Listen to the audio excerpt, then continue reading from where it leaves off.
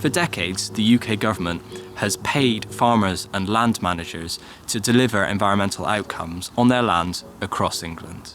These agreements are known as agri-environment schemes, and they've helped to shape the English countryside in a multitude of ways. There are many of us across DEFRA and beyond involved in making this happen, and the roles that we each play are very important in the overall story. How this all fits together, though, it can be quite complicated. So what I'm here today to do is to try and show you how this puzzle fits together. So, come with me. Welcome to the board. Ignore that bit. Here are the major players. So at the beginning, there's the applicant. The applicant could be a landowner, it could be a tenant, it just needs to be someone who has management control of the land. The first people that the applicant may speak to might be the Rural Payments Agency, or RPA.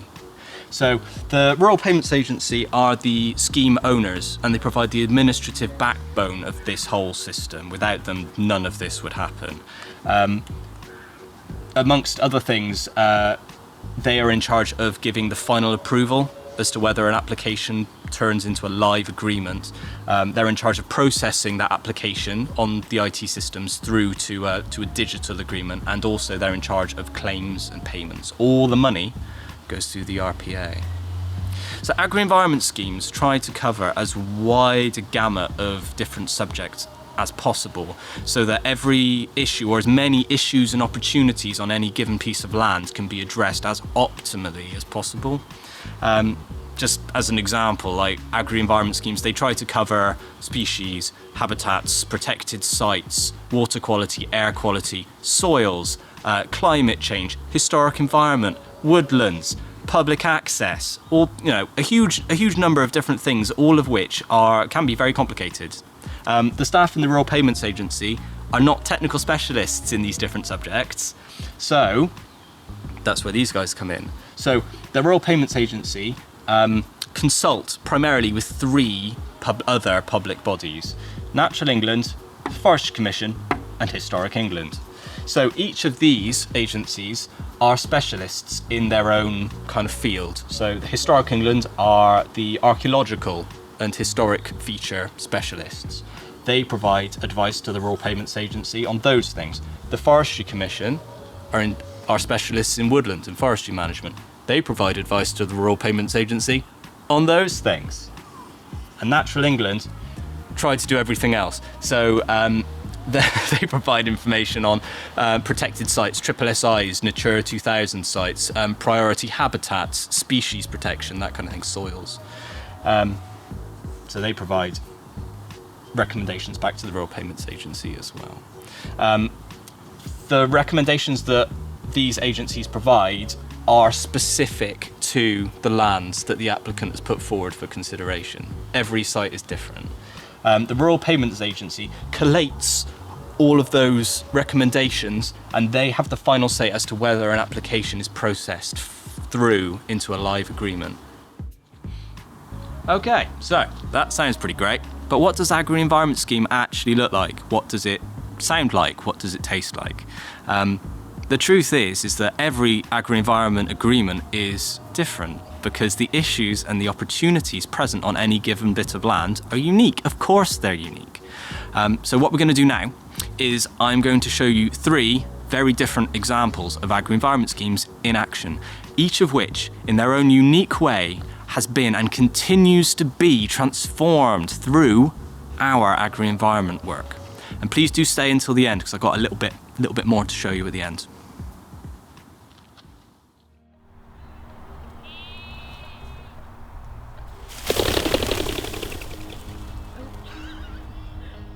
My parents took on this farm in the mid-1950s. Dad was incentivized literally to get rid of the trees, to dynamite the stumps, to level the ridge and furrow. He was paid to lime it and drain it. And for the next 40 years, the majority of the farm was intensive field vegetable production. It was a conscious decision to re-extensify the farm. So We use countryside stewardship to revert some of the vegetable land into grassland. We replanted a lot of the Victorian hedge lines, which had disappeared over the years.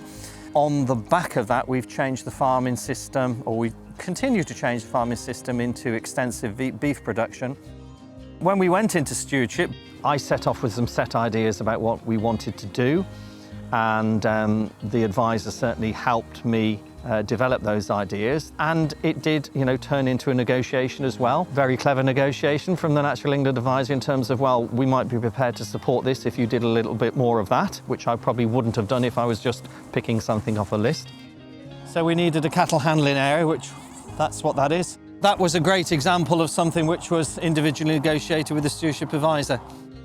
We have recreated a traditional orchard which was there until probably the 40s, when the majority of it was ripped up. So it was a Victorian orchard planted on medieval ridge and furrow.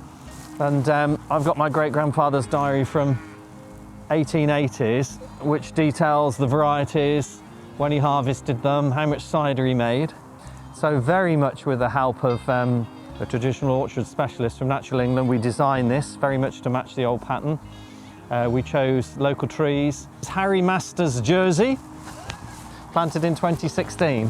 Some of them have very unusual names. So there's an apple up there which is called Hen's Turd. So that's one of the more polite, unusual names. We've got all of these buildings under stewardship, which is maintenance of weatherproof traditional buildings. If we hadn't have done that, it would have probably collapsed on the floor by now. So the advice in terms of setting up that agreement and the kind of things we could do was invaluable. I really think the most noticeable thing I saw quite quickly was the re-establishment of nesting kestrels on the farm. I'd never seen them in my life at all, but because of the habitats, because of the food sources that we were helping create through stewardship, it provided a perfect opportunity for kestrels. We've got resident little owls who utilise the nesting boxes. But this was an owl box, put up again in 2005. We've got a lot of rough grassland here. I mean, it's a superb hunting habitat. And the proof is just underneath the owl box. Loads and loads of owl pellets, which we could spend a lot of time dissecting and get shrew skulls and all sorts out of. But it's just, just simply creating that habitat for them and that home for them has brought them back. Hi, I'm Stephanie Payne, and I work for Natural England in the Wiltshire Wessex team.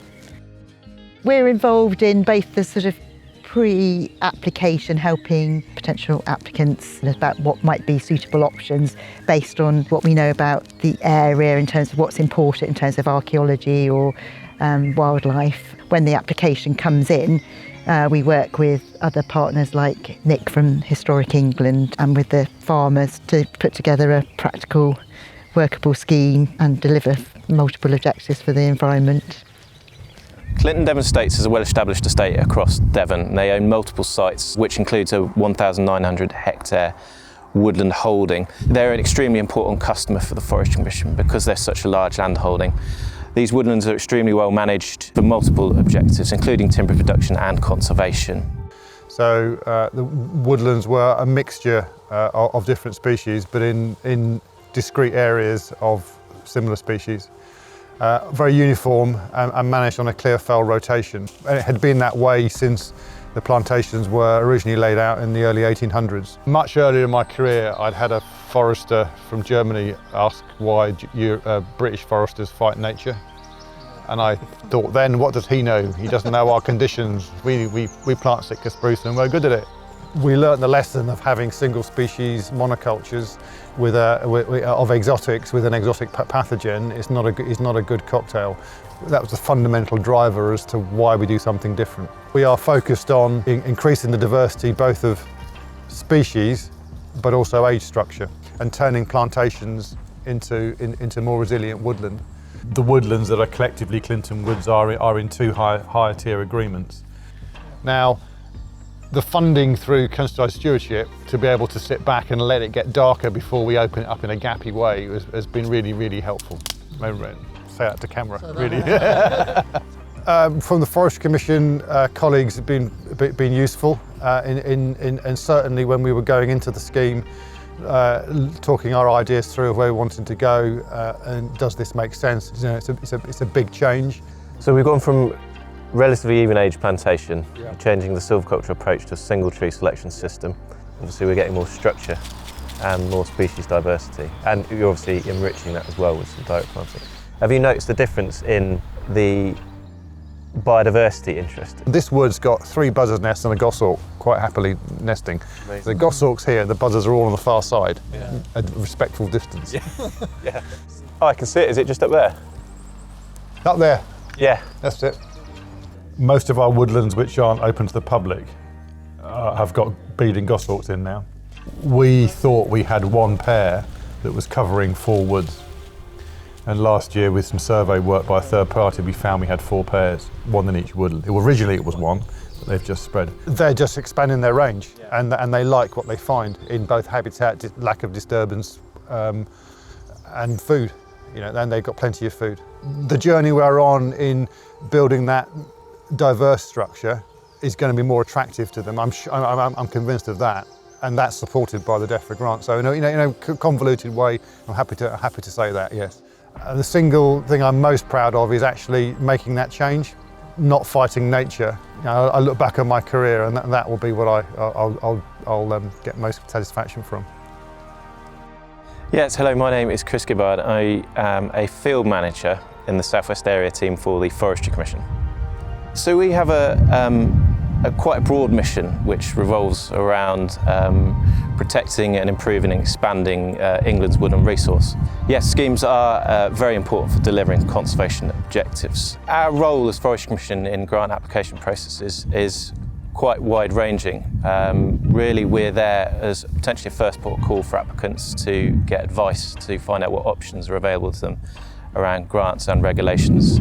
We really like to be involved at the very start of discussions around what people want to look at achieving on their land. Really, it's the point where we can advise them of the best course of action, apply some of our expert advice to make sure they're going to get the most out of what they want to do. It's not a one case fits all. Each site will be treated differently, and a different set of work prescriptions will be used to achieve their objectives. My name's James Cameron. We're here in the beautiful Wiltshire village of East Kennet. We're on the family farm. It's roughly 700 acres of mixed farming we do here. When the family bought the farm back in the early 70s, well, essentially every piece of ground that wasn't too steep had been ploughed up and was being cultivated. That, of course, had a dramatic impact on the archaeology beneath the ground. We've been in one scheme or another for the past 35 years. Over the years, more and more of that arable land has reverted back into grassland, and that is a trend that is continuing, so much so that next year could well be our last harvest, because we're in the process of negotiating a new countryside stewardship agreement which involves taking all our arable out of production. Turning land into grassland has great benefits in terms of the environment, for the biodiversity of all the insects and the birds and the mammals that make this place their home. It also has huge advantages from a climate change perspective, because of course it locks in carbon, and crucially it is also very good for the underlying archaeology too. We are standing in the Stonehenge and Avebury World Heritage Site. This is an internationally acknowledged landscape, so we definitely have a responsibility to make sure that we look after what we have here for future generations. This is the Wansdyke, a scheduled monument, a nationally important and protected site. It's a post-Roman, early medieval linear boundary, and a very impressive one at that. It runs for about 70 kilometres from just south of Bristol in the west to near Marlborough in the east. And it was designed, as I say, as a territorial boundary between Mercia to the north and Wessex to the south. Because the issue was that the fencing wasn't good enough to hold sheep. They were coming down into the valleys, but they weren't grazing the Wansdyke, so that was being left largely ungrazed. So it was getting very overgrown, it was getting very nettly.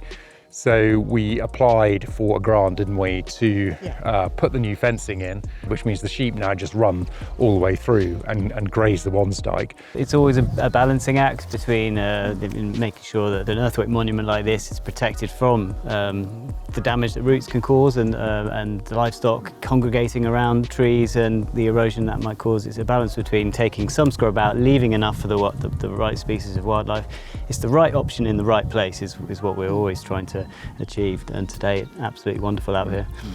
Our farm is part of the Pewsey Downs Farmers Group. We cover about 8,000 hectares, and the Wansdyke is our linking feature. So all our farms, or most of our farms, all have the Wansdyke going through them at some point. And it is this fantastic environmental corridor which links all these farms. And a lot of the work that's been going on has been trying to expand this corridor. Yeah, and part of our project working with the landowners, we've kind of mapped some of those existing habitats and where there's potential to make those new connections with the schemes and the support of the farmers to provide that initial habitat. So it might not be full-scale reversion, but you can still provide some nectar-rich habitats, so you can look at things in a more strategic, wider scale, as well as obviously negotiating and dealing with individual farmers. Working with Historic England, Natural England and the Rural Payments Agency throughout this whole process has obviously been key. We've been very lucky that our advisor that we've had, our Natural England advisor, has been with us for many, many years. And so we feel she's got a real understanding of what it is that we're trying to achieve. It's really vital, obviously, to have this to collaborate with the farmers to make sure it's something that they can deliver on the ground. The landowners know the land much better than we do in many circumstances, so they can come up with some of the solutions to some of the issues. So it's kind of looking at sort of creative solutions together. I think what I'm most proud of here is that we have navigated a path over the last 20 or so years, continuing our farming operations, running a farm, but also improving the biodiversity and doing our bit to try and make sure that the incredible archaeological features that are around here in the World Heritage Site are protected as best they can be for future generations. My name's Nick Croxton. I work for Historic England in our partnerships team here in the Southwest. Our role at Historic England in countryside stewardship is to advise landowners and managers and agents on the best methods of protecting our historic sites, our archaeological sites. Predominantly we're talking about scheduled monuments, but we also deal with all non-designated assets as well. Generally the local authority advises on those. Again, we want to make sure that archaeology is taken account of. It's a really important part of our landscape. It's an important part of understanding our past landscape, but also how we can farm more sustainably in the future. We get involved as early as we can, and we try to foresee sites that are coming out of stewardship and going into new schemes so that we can help develop schemes and options that deliver multiple benefits, not only for the heritage and the archaeology, but also for biodiversity and for climate change and the public. My name is Lee Martin White. I am the National Operational Change Lead for the Rural Payments Agency. RPA, we're responsible for a suite of schemes, countryside stewardship being one of them. We're in at the beginning with the application process. We're in throughout with the agreement and claim process, and obviously through the payment process. 89,000 customers, so a significant amount of customers that come through our doors and need our support. We handle approximately 300,000 calls per year, 100,000 letters and emails. That's a lot of calls and emails. Many of them are looking for support in terms of getting into the schemes, getting on in the schemes, how to apply. So we pay out over £186 million worth of funds across our schemes, particularly on countryside stewardship. So that is the end of the process. We work closely with Natural England and the land management advisors on schemes. We work a lot with our partner organisations such as Natural England, Rural Payments Agency and Historic England. It's essential that the landowners and the Forest Mission work with these partner organisations to make sure that everything during a grant scheme has been considered. We work with Natural England, Forestry Commission and others to assess those applications to make them better quality applications, which results in a better quality agreement and the outputs on the ground. By working together as a group, we can come up with, if there's something that's not quite working, for example, you can come up with something that will make it better for both us and everybody really, and the farmer. It's always useful to get out and see the land and try to speak with the landowners and the managers that look after that land, so we can build up a relationship and we can gain trust and ultimately find solutions that work for everybody. The Forestry Commission wouldn't be able to do their job if we didn't actually go out on site and meet landowners, applicants and interested parties. This is really how we gather information on the ground. It's impossible to do that sort of work over the phone or remotely. We wouldn't get the same results from behind a desk. You have to get out into the landscape and build the relationships with the farmers so that they trust you and your advice. In terms of supporting our existing customers and new customers for that matter, our field officers, who formerly known as inspectors, are now able to support customers. That is something we've significantly improved over the past couple of years. It helps us to provide better outcomes, better support, better service and improve the schemes overall. The Forestry Commission strongly believes in having a long-standing relationship with the customers that we deal with. Having that positive relationship between the Forestry Commission and applicants and landowners stands us in good stead for generating future work such as woodland creation, woodland management for neighbouring landowners. So people who have had a positive experience with working with the Forestry Commission and our partner organisations will recommend us, and it means more work, more positive outcomes for woodland in England. The relationship between ourselves and long-term agreements holders is very important, and it does affect outcomes. So we have looked to produce more outcome-based agreements. Those outcome-based agreements allows our field officers to guide and help those agreement holders rather than be punitive, as our feedback told us previously. And that does help us develop that relationship. The feedback we've had since implementing those changes has been really positive. In all cases, it's probably a long game, because a lot of people have been in one scheme and then they're sort of building their confidence, and then they think, oh, we could do a little bit extra. So having that connection and that long-term relationship is, I personally think that's one of the most important things. So hopefully that's given you a taste of what agri-environment schemes can and do achieve every day. Let's go back to the board. This doesn't look right to me anymore. So I'd suggest that anyone looking at this in isolation would think that the applicant only talks to the Rural Payments Agency, and that the Rural Payments Agency talk individually to Natural England, the Forestry Commission and Historic England, and each of these agencies don't collaborate, and that they only provide advice on their particular siloed area of expertise. But the thing is, everyone that we've just spoken to has said just how vitally important collaboration between all of these different people involved in an agri-environment scheme application, how important that is. Because together, we have better ideas. Together, we challenge narrow thinking. Together, we solve problems. And together, we can improve the breadth and the depth and the longevity of these environmental and cultural outcomes that we are all working really hard to achieve. That human element cannot be underestimated. Building those positive relationships with people, bringing people with us and inspiring people to do the right thing for nature. It's got to be a good thing. It's got to be the way forward. Thank you for watching.